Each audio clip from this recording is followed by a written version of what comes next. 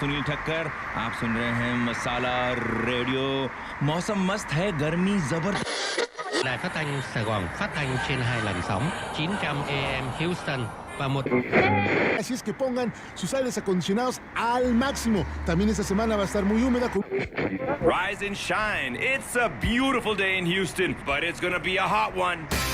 I took a walk through this beautiful world. Felt the cool rain on my shoulder. Found something good in this beautiful world. I felt the rain getting colder.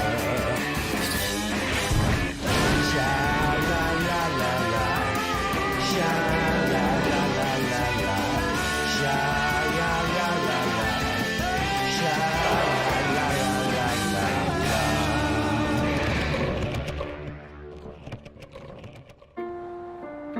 Close-minded, prejudicial, quick to make assumptions about places different than where we grew up. I'm not talking about Texas. I'm talking about, well, me. And people like me, who are way too comfortable thinking of Texas as a big space filled with intolerant, invariably right-wing white people, waddling between the fast food outlet and the gun store. That, of course, is wrong. But then, I'm used to being wrong. Texas, Houston in particular, is a very different place than you might imagine from the stereotypes and the sound bites of its national political figures. Immigrants, refugees, and non-white Americans have in fact been transforming the city, the food, and culture of Houston for years. Welcome to America, people.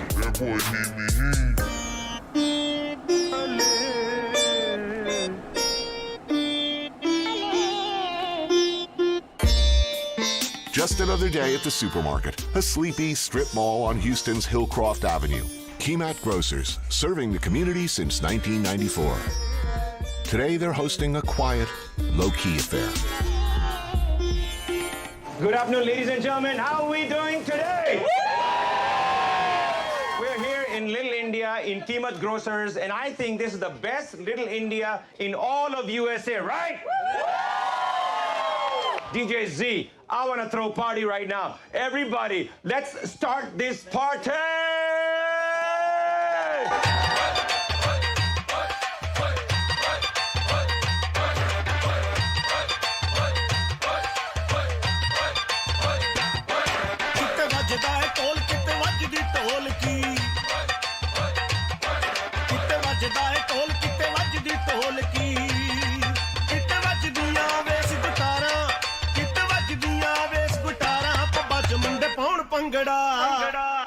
Put your hands up, everybody!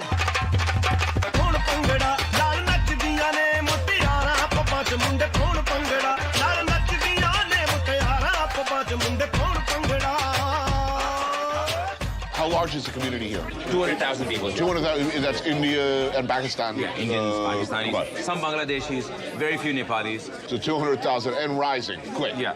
Sunil Thakkar is an owner of Masala Radio, 1320 on your AM dial. Himalaya is a beloved Indian-Pakistani restaurant run by Karachi native Kaiser Lashkari. So the food here is amazing. It's like Indian and Pakistani mixed together. Right, now, how's that work? Because over there, the relation's not so friendly. Here it is, everybody, is it all peace and love? Yeah, you know, there's no boundaries here. I see so many homes, new subdivisions, and people just buying them up. And on my street, 18 homes, 12 out of them are from other countries. India, Pakistan, Malaysia, Indonesia. And once you live together, it just sort of, you just become family. How many brown people here? Any non-Indians? I want to see non-Indians. Do you have any non-Indians? What I'm going to do is I'm going to see how good this Asian guy can do a Bollywood step. Move like this. Move like this. Yeah. Good.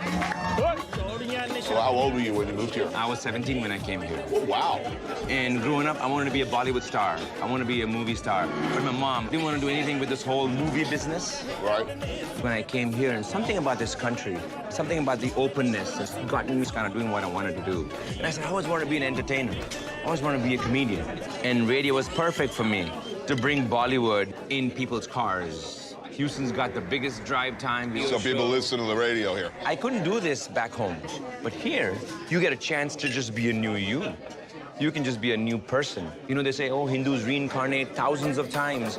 I feel like I reincarnated live when I came here. An intensely aromatic biryani.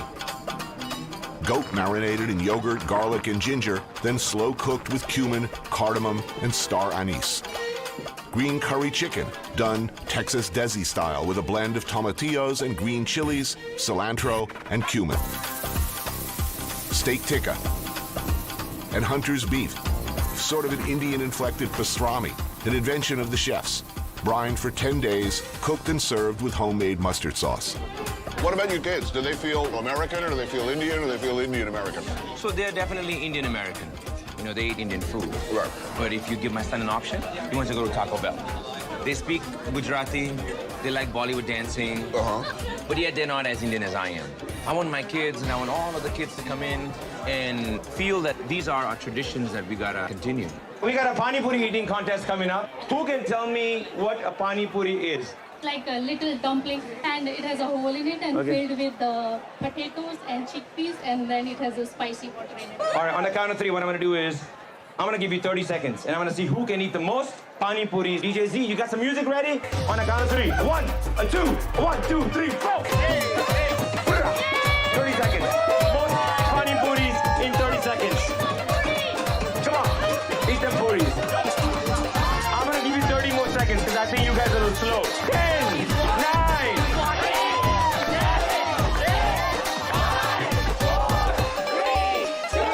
1. Out of 20, you got 1, 2, 3, 4, 5, 6, 7. 20 minus 7. She is the winner.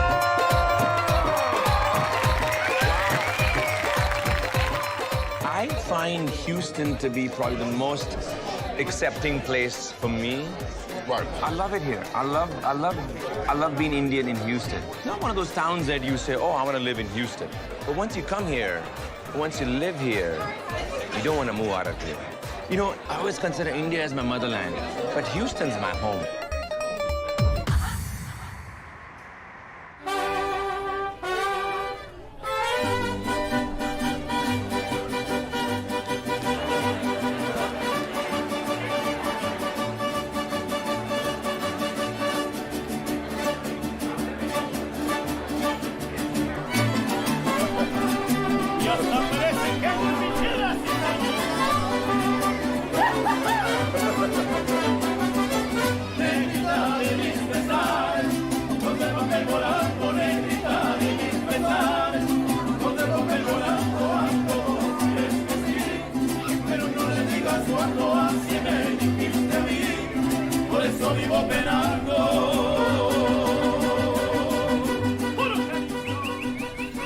It's Saturday night in Houston, and at the Acapulco Ballroom in the city's Pasadena neighborhood, tonight is all about 15-year-old Evelyn Arana.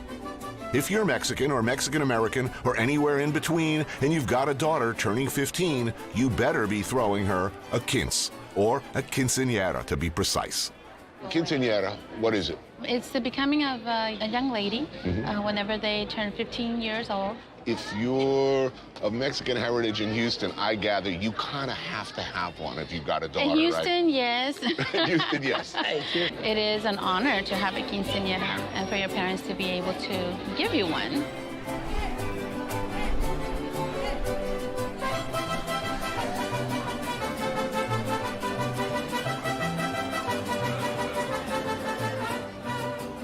The quinceañera business is a multi-million-dollar-a-year industry around here. The competition is fierce. It is a big deal, is what I'm saying, and the style and budget can vary enormously depending on means and ambition. Friends, relatives, and neighbors gather to eat, drink, dance, and Acapulco owners Elizabeth and Ezequiel Ortuño are keeping a close eye on the action, making sure everything goes according to plan.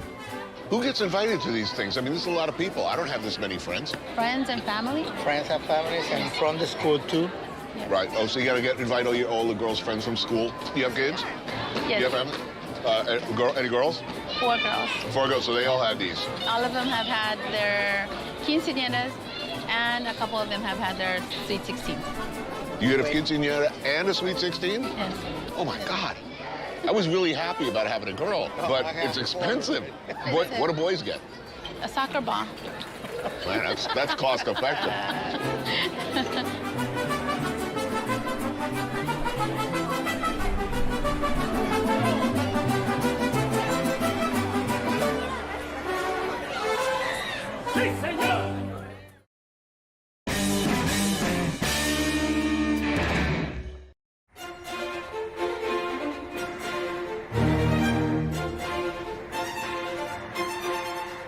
The way we think about Houston, Texas today is very much stuck in the past. In the late 70s, early 80s, Houston was the boomtown of popular television and movie imagination. Oil, shipping, NASA, and football combined to create a big-spending, big-haired, quasi-cowboy stereotype that to some extent still lives with us today, even if the reality is different. Though the oil is not gone, a massive glut in the mid-'80s sent prices into freefall, more or less killing the city's oil industry. The resulting economic downturn and lower cost of living made Houston, however improbably it might seem to you, you Yankee trash, much more welcoming to people with less means. People getting away from bad situations. People from somewhere else. What that means is that now Houston, Houston is a place where minorities are now the majority. At the end of the war, Jonathan Tritt escaped Vietnam on a makeshift raft with his family. After serving in the United States Marine Corps and attaining a master's degree in education, he became the principal of this school, Lee Senior High, the most ethnically diverse school in the city. What percentage of your student body, English is not their first language? I would say about 80% of them. Do those kids get sent here specifically, or is it just reflective of the community? It's just reflective of the community, and just 80%. by chance, in the city of Houston and the surrounding suburban area. It's very well integrated. It's like Why? It's not. How did that happen? I think one of the main reasons is the strong economic base here. It's because of the availability for you to get a job and make a decent wage. It allows for immigrants, families to come over and build a nest egg to own their own home or go to a better neighborhood. It has to be a strong economic viable base for them to quickly overcome that poverty in the landscape, to make a life for themselves. Good morning. Good morning. All right, repeat after me. Positive affirmations. Today is a beautiful day. Today is a beautiful day. I will work hard. I will work hard. I am important. I am important. Repeat. I will succeed. I will succeed. More than 40 languages are spoken among the 1,700 students here, many of them from conflict zones where the alternatives were stark. Leave quickly or die. Often their first exposure to the American educational system is here, ESL, English as a Second Language class, where teacher Gary Reed, a 30-year veteran, does his very best to get them up to speed and ready for the next steps. You see these people? What did they do? All of these people right here, they came to Houston from Salvador, Vietnam, Iraq, Syria, just like you. They came, no money, no home, and what happened? Yeah, they graduated. So don't say, oh, I can't do it, I can't. You can do it. What part of the world are most kids coming from now? Currently, it's Central America. Guatemala, El Salvador, Nicaragua, those two. El Salvador is the major one. In many cases, if you were to send these kids back, it's a death sentence. I mean, let's call it what it is. Yes. Other classes, math, history, taught in their own language or English? No, they're taught in English. So this class is absolutely essential. Now, we were working on personal introductions. Who's brave enough to introduce themselves? Hello, My name is Romeri. Hi, my name is Mr. Reed. Nice to meet you. Nice to meet you too. Now, what are the things you do? What do you do with your eyes? Repeat, eye contact. Good, good. What about his hands? You can do that. Grab it firm, firm handshake. It's a first impression. Stand up, okay? This is side A. You present to side B. Ready? 1, 2, 3, go. Hi, my name is Marcelo. Nice to meet you. Good, good. So it's you shake, look in the eye like that, okay? That's expected. Girls, Anna, in America, you can do it. It's okay to get a nice handshake. What happens if it doesn't work, if they don't have this? What's the future looking like if they don't acquire language skills? They become a third-class citizen. What kind of work are you getting and what are your opportunities? Oh, yes. The service market in any major city is always there. Landscaping, valet, car washes. But our students are very gifted. They're talented kids. They just need opportunity to learn English and opportunity open them to learn. These kids, when they grow up, they will be part American, and they have kids, they will pick up arms and defend this country, just like I expected to do, or I expect my 3 boys to do. Not because somebody forced me, because I believe in it. I believe in the opportunity that it provides. I believe that no matter how poor you are, how uneducated you are when you first come to the United States, if you have the will to educate yourself, work hard at it, you can achieve.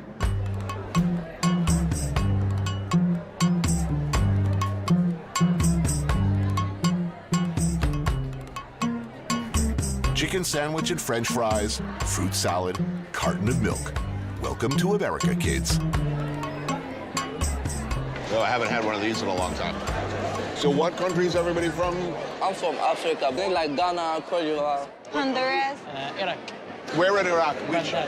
Pakistan. And you've been here how long? 1 year. 1 year. Well, his English is pretty good. Very good. It took me at least 2 years just to be brave enough to open up, you know. No, they're progressing very, very well. Yeah. Mister, do you eat African food? Yeah, I've been to Africa a lot. I have not been to Burkina Faso, but I love the food in Ghana. Food in Senegal is very, very nice. Well, you already been in Senegal? Oh, yes, fantastic. Your first day in school, was it frightening? I didn't know nobody here, and nobody here from my country. So I feel scared, but step by step, I start to learn English and then start to talk with the people. So after school, when you graduate high school, what do you want to do next? I want to be a fashion designer, and I want to go to college. I want to study more. What are you going to do? I wanted to go to college, and I want to study medicine. I am between medicine and engineering. What do you want to do? I'm playing soccer. Soccer is not a plan, my friend.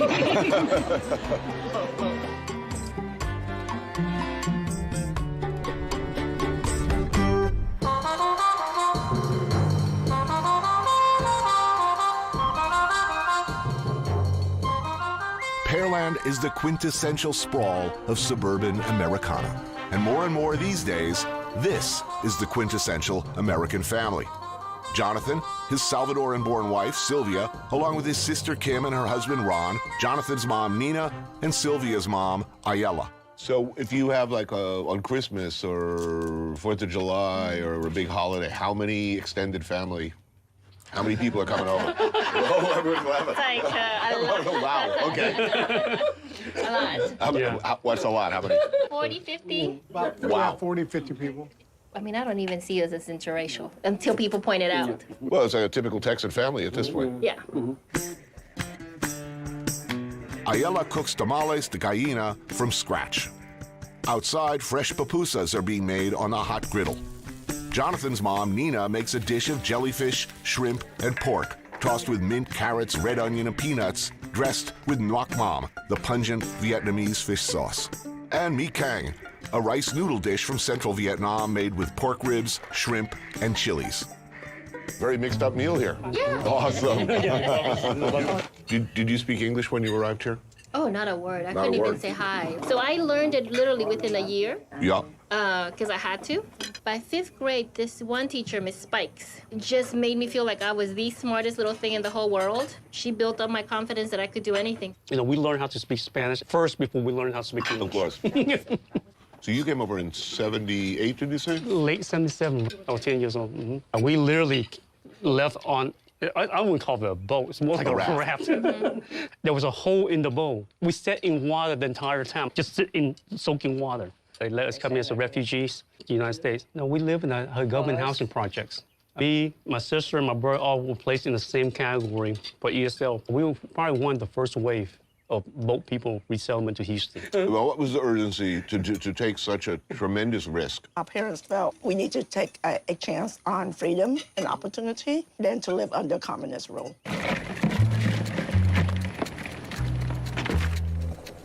Ain't nothing more American than Viet Bayou-style crawdad, steamed with sriracha, orange juice, and beer. And gotta have corn, of course, and potatoes, and sausage, and beer. Did I mention beer?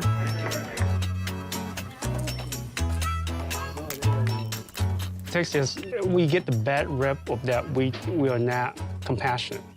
And I think that's a wrong portrayal. Right. Texans as a whole, when the crisis comes, are the most generous and the most compassionate people that I know. It doesn't matter you red or blue, left or right, middle. When that time comes, they are very generous and they will help out.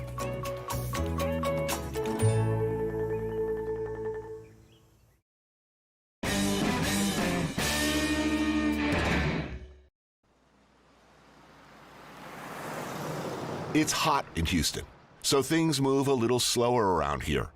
Maybe that explains this. I wake up in the morning, still high from last night.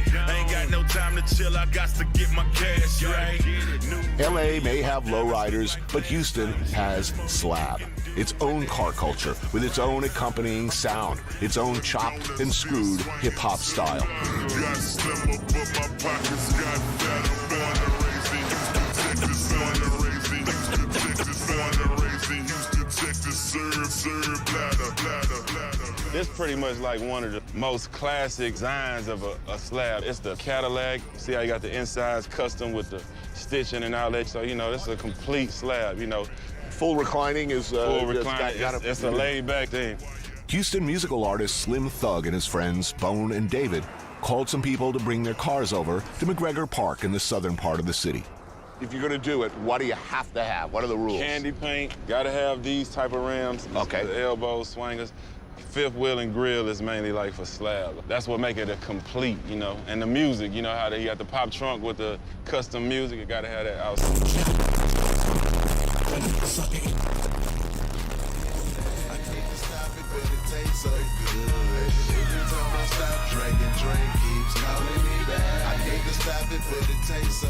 When you hit the block, it's not a bunch of dudes just standing up.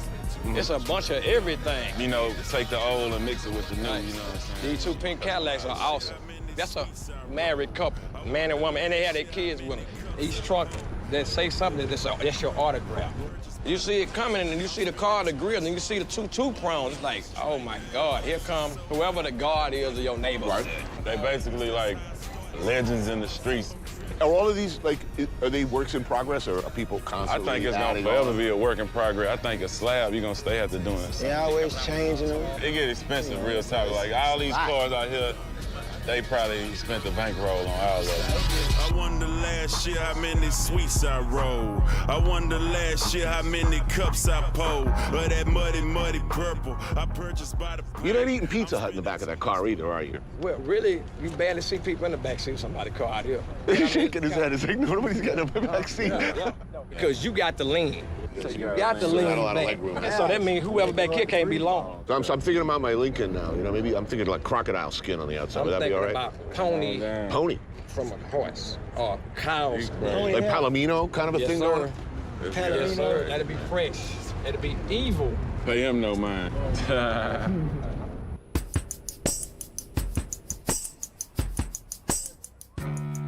Acres Homes is a predominantly black community where many of the original slab pioneers come from.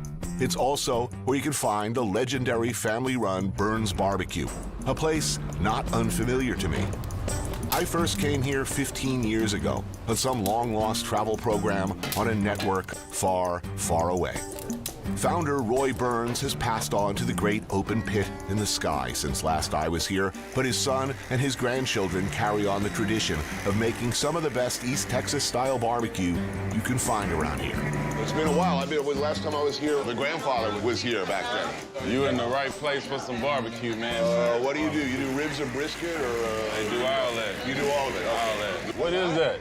Moonshine. Dukes of Hazzard. Boss Hog. Wow, I could drink a lot of that.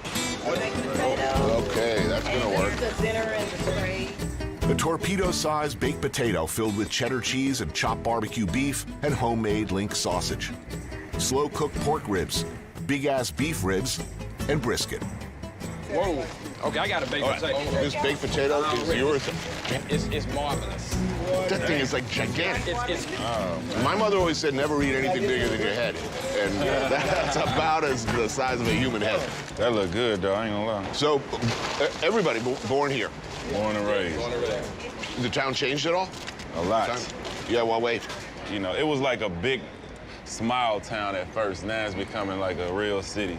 You know. Is that a good or bad? It depends on what you do. Good and bad, kind of. A lot of the stuff we was really into back in the day, these new kids or these people from out of town really ain't into. Even the music, like back in the day, Houston was so independent. Like, I was selling so many records out of the trunk that I didn't want a major deal. I'm from H-Town, so you know what I'm sipping. I'm from H-Town, so you know what I'm sipping. Hit the boulevard, got the candy paint tripping. And I'm from H-Town, so you know what I'm sipping. Hey. Is there a distinctive Houston sound? Very. You know, the whole culture from the cars to the sip and serve and the music itself. First of all, what's sip and serve? Serve it's a promethazine and codeine. It was a cough syrup. But then they mixed it with soda out here. Why is that the drug of choice here and not? Maybe because you see how it is, everything is so chill and laid back. In Atlanta, everything was turned up. Out here, everything is slowed down because I guess we're a more laid back culture. So at various points in your career, clearly somebody said, well, look, why don't you move out here? LA is good.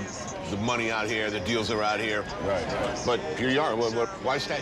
I try to go to LA, and the people out there are so thirsty to try to be a star that they fake and they crooked. It's like, I don't want to be around those type of people. I want to be around good, genuine people. Is Houston a good place to live? Yeah. Yep. Great place. Cost of living is cheap. It stays hot and warm. It's never snowing to where you got to shovel your driveway. And the food is the greatest out here. And the black women, I don't care where you go, it ain't no better black women, and that's what it is. I'm from H-Town, so you know what I'm sipping. And I'm from H-Town, so you know what's dripping. Hold up.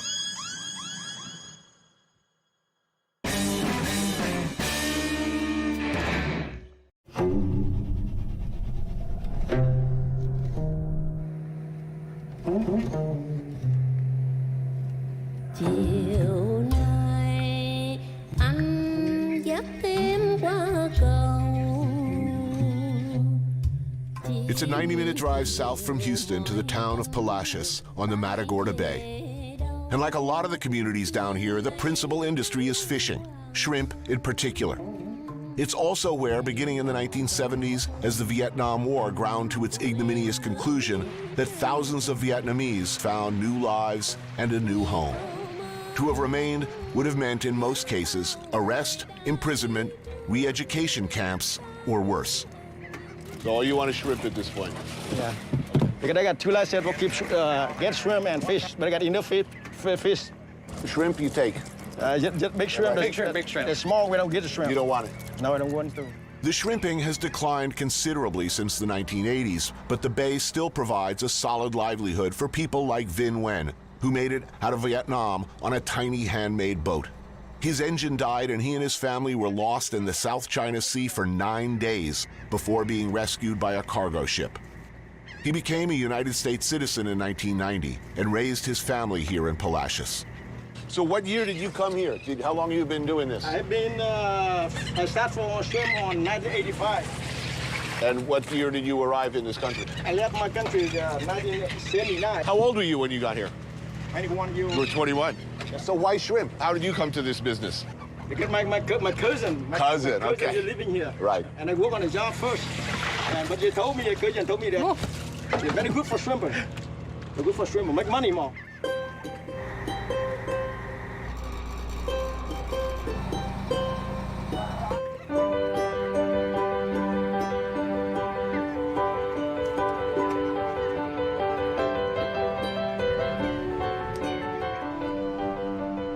Back on dry land, Vin's first stop is The Point, the town's general store.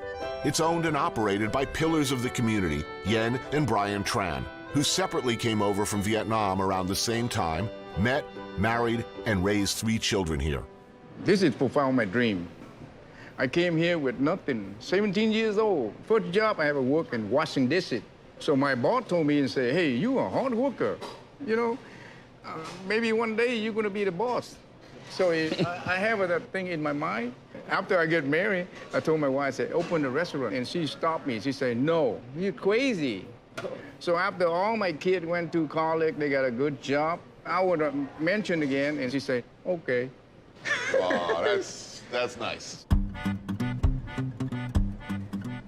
Convenience store, bait shop, quick stop for a meal, The Point is in many ways typical in the way it's geared towards serving the immediate needs of its community.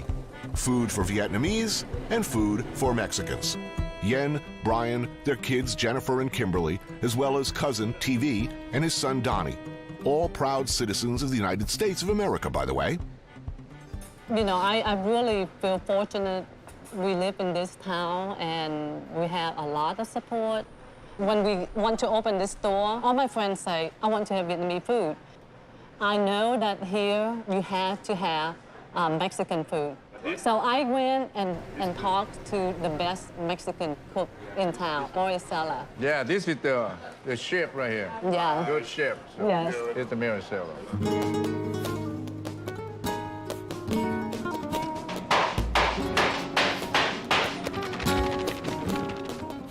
The pho here is good. Brisket, eye-round, meatball, tripe, and tendon, just like back home. Ceviche made from Vin's fresh shrimp. And of course, tacos, miga style, with eggs, jalapenos, and tomatoes. The kids who grew up in this community. These are the kids. Yeah, he's a kid right here. Yeah. What are they doing? I was born here in '76, so I'm a natural-born citizen. Working with my dad, right-hand man, you know, shrimping, building boats, just kind of seeing what they went through. I mean, I definitely appreciate life, you know. Jen here's a lawyer, my sister's an engineer, I'm in the medical field, so there's still that, you know, your parents want you to have practical jobs. Right. So you came here what year? 1975. So you came over in the first... Yeah. I got on American ship and get the hell out of there. I come over here, no shoe. I tell you the truth, I don't have even penny in my pocket when I come over here. No. Serious. And now I have a great business. And, you know, really, Anthony, this is a great country.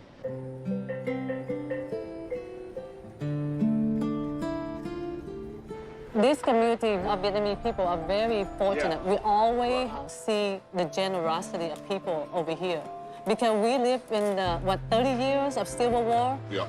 So no one trusts anyone. But when you come over here, people take you in and they trust you. And I always say the United States opened the house for the immigrant and for the refugee. I feel this is my home.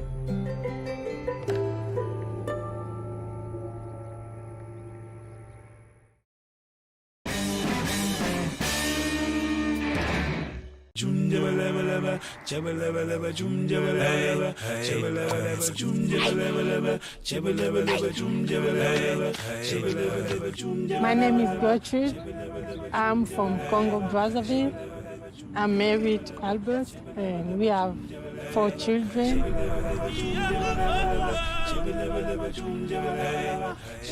It's my dream. My dream. I need to be boss. I need to have my land. For sure, we like the weather because we don't have snow here.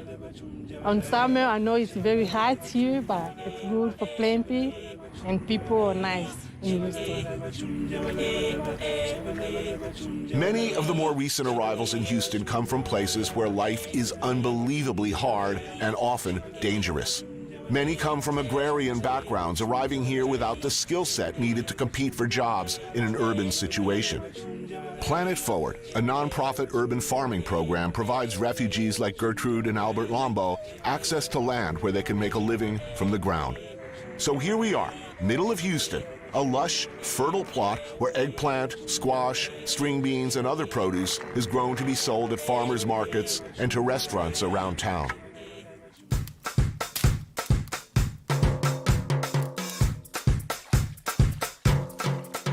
Fellow Congolese Houston transplants Guy Moulet and Constant Gouala. Chefs, when not tending their crops, prepare an outdoor meal for the Lombos and a group of friends and fellow farmers. Congolese, but with a definite Cajun touch. Or is it the other way around? A slow-cooked stew of sausage, shrimp, dried mackerel, and Malabar spinach over fufu. Then Texas beef brochettes marinated in chilies and cilantro and Maggi bouillon with a ratatouille made from produce grown right here. What did you all think when you heard that you were going to be resettled in Texas? In my country, when people talk about Texas, they know that is where many farmer is. Really? And now, do you feel welcome? Do you feel the community is happy you're here? Wonderful. The first challenge was the language. It wasn't easy. Even now, it's not easy. But you already speak how many languages? In Congo, principle, we have 3 languages. Of course. We have French, Lingala, and Munukutuba. So don't feel too bad. Most Americans struggle with one. It's okay.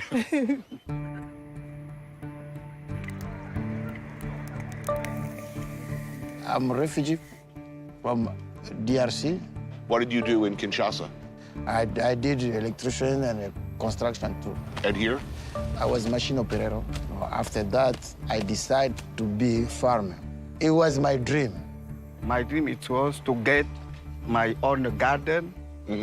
And when I harvest, I need to cook. Where are you cooking now? I work at Four Seasons Hotel. Oh, that's not a bad gig. Yeah. How African will Houston be in 20 years? A lot, right? I want all my family still over there. My mom, my sister. And you'd like them to come? I want them to come. A lot of first generation and second generation African babies going to be happening. Yeah. Houston is going to look real different. Yeah. You'll hear Lingala at the 7-Eleven, no problem? No Swahili? problem. In 10 years? Yeah.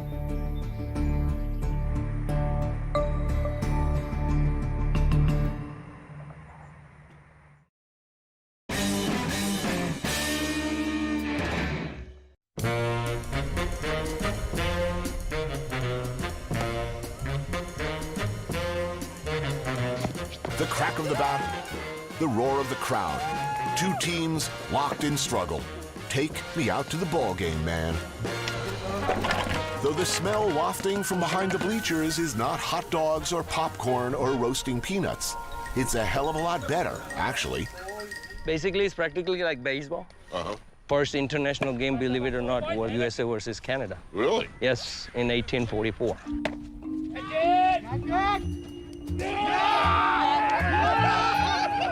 Yeah, I don't know if you knew, but cricket is second most watched sport in the I just world. read that. Yes. India is number 1. USA is number 2.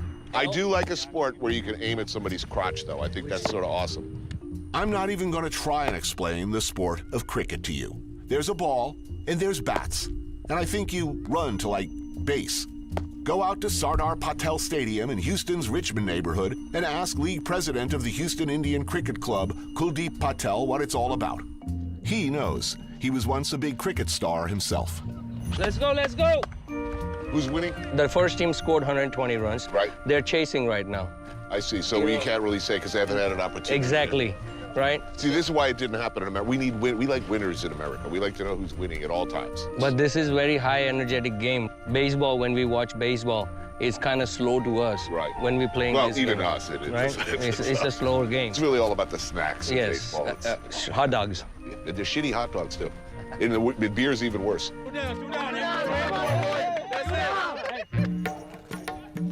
Now for a hot dog. Oh, no. Right. Now for some tandoori chicken, cooked to perfection. Some spicy, tender, and totally delicious curried goat. And made-to-order potato masala dosas.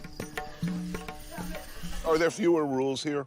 The caste system, you lose that right away? It's not right away. You gotta understand, because when somebody's coming from a rich middle-class family, it's gonna take them a minute to get used to that culture shock over here. It's gonna take them up to 2 years. Like when I got married, back then in the 90s, it was like I was supposed to marry a girl from my caste. It was an issue then, but now it's not an issue. Now, you know, 20 years later, it's changed.